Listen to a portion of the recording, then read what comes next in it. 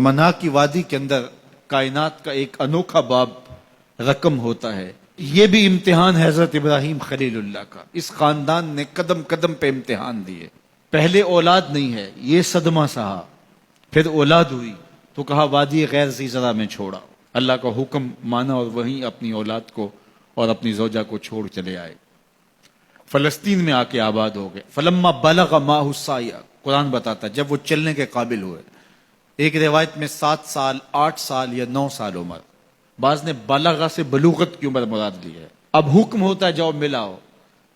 لیکن یار میں جدہ گیا تو وہاں ایک دوست کے ہاں ٹھہرا، تو اس گھر کے اندر کھلونوں کی بوریاں تھیں. تو میں نے اس کو کہا کہ آپ یہ کوئی کاروبار کرتے ہیں؟ تو اس کا دوست بھی تھا ساتھ، تو وہ مسکرا کے کہنے لگا کہ یہ کاروبار نہیں کرتا، بڑی دیر کے بعد اللہ نے اس کو بیٹا دیا ہے. تو اب یہ پاکستان جا رہا ہے، تو جب بھی بازار جاتا ہے 10-20 کھلونے خرید لاتا ہے. تو یہ کتنی بوریاں کھلونوں کی بھر گئی ہیں، تو یہ بک کروائے گا، ایسے تو نہیں اتنے جا سکتے. تو یار اتنے عرصے کے بعد بیٹا ہوا اور باپ ملنے جا رہا ہے، تو اس نے کھلونے جمع کیے. لیکن یہ کیسا باپ ہے جس کو حکم ہوتا ہے اتنے طویل عرصے کے بعد بیٹے کو ملنے جا رہے ہو، ایک چھری لے لو، ایک رسی لے لو. یار ان کے نام باقی ہیں تو یوں ہی باقی نہیں ہیں. امتحان کتنے بڑے تھے. کہا جاؤ، لیکن ہاتھ میں رسی لے جاؤ، ہاتھ میں چھری لے جاؤ. حضرت خلیل اللہ پہنچتے ہیں، اپنی زوجہ سے ملے اور کہا بیٹے کو تیار کر دو، دوست کی دعوت پہ جانا ہے. مانگ سجا دی جاتی ہے، بیٹے کو نئے کپڑے پہنا دیے جاتے ہیں. اللہ اکبر. بیٹے کو لے کر نکلے. یار بیٹا ان فوان شباب میں ہو، چڑھتی جوانی ہو، تو باپ دیکھ کر کے کتنا خوش ہوتا ہے. اور پھر اس کا بیٹا بھی اکلوتا ہو، اور بیٹا بھی بڑھاپے کا سہارا ہو، عصائے پیری ہو، رب سے مانگ مانگ کے لیا ہو. اور پھر بیٹا بھی وہ جس کی پیشانی میں محمد کا نور چمک رہا ہے. ایسا بیٹا تو چہرے کی بلائیں لینے کو جی چاہتا ہے. لیکن حضرت خلیل اللہ اللہ کے حکم پہ اس بیٹے کو ذبح کرنے کے لیے ہاتھ میں چھری اور رسی دبائے منا کی وادی کی طرف بڑھ رہے ہیں. شیطان نے سمجھا کہ اس سے نازک مرحلہ اس خاندان پہ نہیں آ سکتا. حضرت حاجرہ کے پاس پہنچا. پتہ ہے شہزادے کدھر گئے ہیں؟ کہا ان کے باپ لے گئے ہیں دوست سے ملاقات کروانے کے لیے. کہا نہیں، وہ ان کو ذبح کرنا چاہتے ہیں. کہا سوچ کے بات کر، وہ باپ ہے ذبح کرے گا؟ کبھی باپ بھی بیٹے کو ذبح کرتا ہے اور بے قصور ذبح کرے گا؟ میں جانتی ہوں کتنی آہ سحرگاہی کا نتیجہ ہے وہ بیٹا. اللہ سے کتنی رو رو کے دعائیں مانگی اور وہ فرزند ملا. کہا وہ اللہ کا حکم سمجھتے ہیں. تو حضرت حاجرہ نے کہا ظالم تو کہیں شیطان تو نہیں؟ اگر رب کا حکم ہے، میری گود میں ایک اسماعیل ہے، کاش 1000 اسماعیل ہوتا، راہ خدا میں قربان کر دیتی. اسماعیل علیہ السلام کے پاس شیطان پہنچتا. اسماعیل پتہ ہے تیرے باپ تمہیں کدھر لے جا رہے ہیں؟ کہا کہ کدھر؟ کہا کہ وہ ذبح کرنے لے جا رہے ہیں. کہا تم سوچ کے بات کرو. ان کی آنکھوں کی چمک نہیں دیکھی؟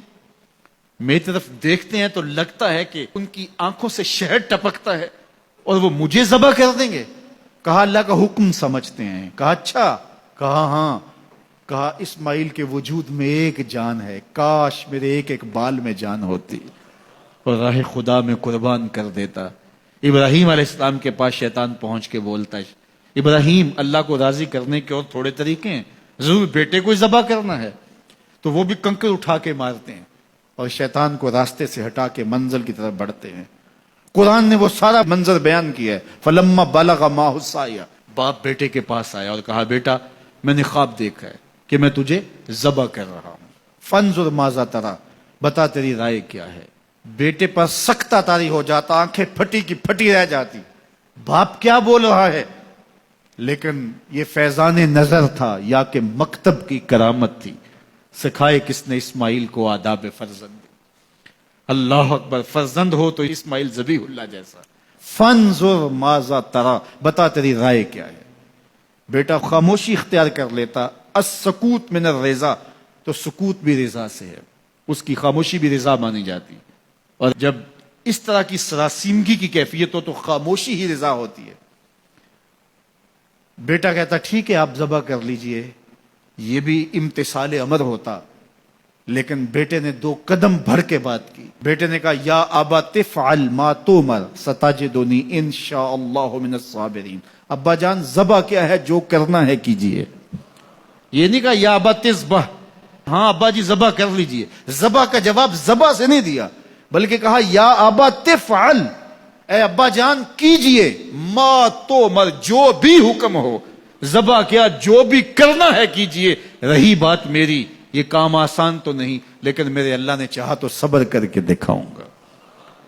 منا کی وادی ہے، باپ اور بیٹے دونوں نے طے کر لیا. باپ ذبح کرنے پہ راضی ہے، بیٹا ذبح ہونے پہ راضی ہے.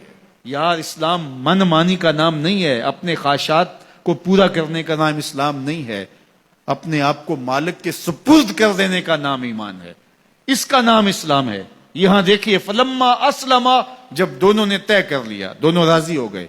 باپ ذبح کرنے پہ راضی ہو گیا، بیٹا ذبح ہونے پہ راضی ہو گیا. وَتَلَّهُ لِلْجَبِينِ، اور باپ نے بیٹے کو پیشانی کے بل لٹایا. قرآن نے وہ سارا منظر بیان کیا ہے. اس پر مفسرین کے 2 قول ہیں. ایک یہ کہ الٹا لٹایا تاکہ کفا سے ذبح کروں، گردن کے پچھلے حصے پر چھری رکھ کے ذبح کروں گا، منمونا چہرہ میری آنکھوں کے سامنے نہ ہو اور میرے دل کے اندر کوئی جذبہ رحم نہ جاگے جس سے اللہ کے حکم کی تعمیل میں دیر ہو جائے. اور دوسرا معنی یہ کیا کہ آپ جانور قربانی کے لیے جو ذبح کرتے ہیں تو اس کی گردن کو بل دے کے اس کی پیشانی کو زمین پہ لگا دیتے ہیں تاکہ یہ رگیں تن جائیں اور ذبح کرنے میں آسانی ہو. حضرت اسماعیل کی معصوم گردن کو بل دے کر کے ان کی پیشانی پتھر کے ساتھ جوڑی گئی.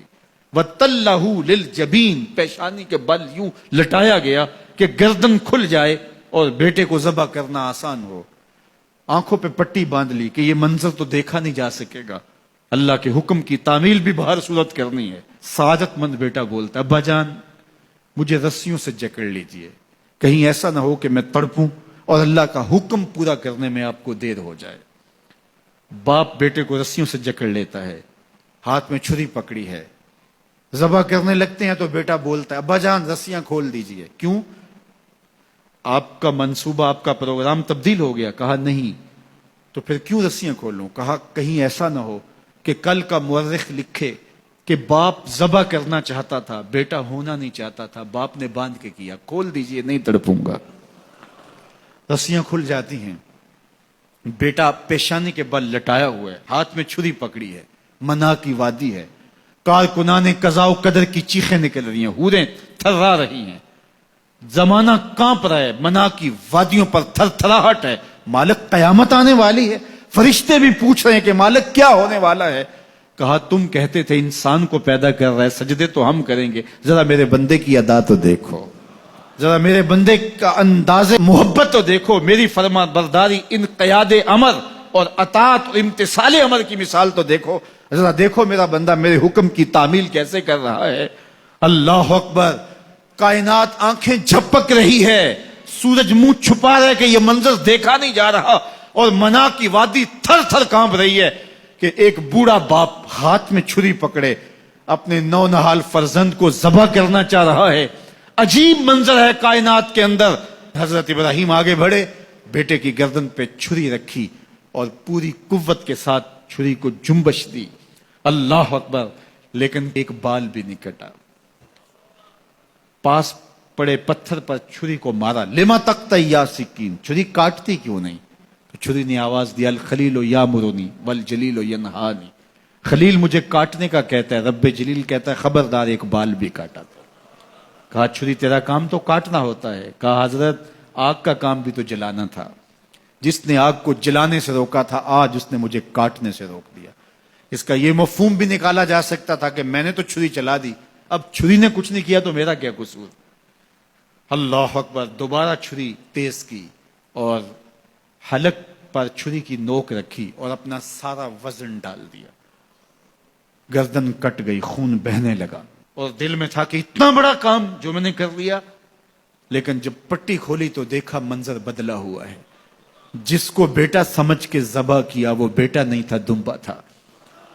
اور جبریل امین پاس کھڑے ہیں اور اسماعیل مسکرا رہے ہیں. بے ساختہ زبان سے نکلا اللہ اکبر. تو حضرت اسماعیل بولے لا الہ الا اللہ واللہ اکبر.